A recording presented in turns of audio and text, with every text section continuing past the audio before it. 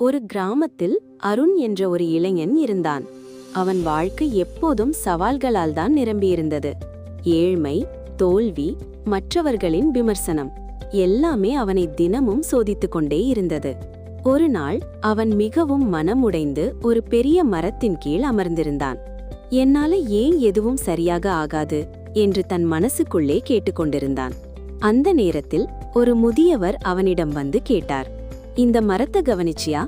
அருண் சோகமாக தலையசைத்தான்.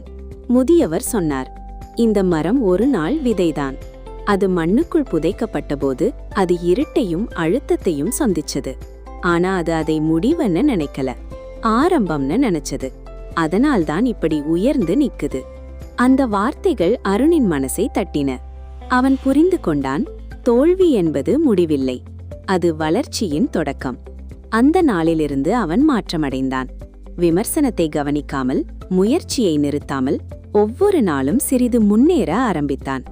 காலம் கடந்தது. அதே கிராமத்தில் ஒரு நாள் எல்லோரும் அருணை பார்த்து ஆச்சரியப்பட்டார்கள். ஏனெனில் தோல்வியிலிருந்து எழுந்தவன் வெற்றியின் சின்னமாக மாறியிருந்தான். கதை சொல்லும் பாடம்: வாழ்க்கை உன்னை அழுத்தும்போது அது உன்னை உடைக்க அல்ல, உன்னை உருவாக்கதான்.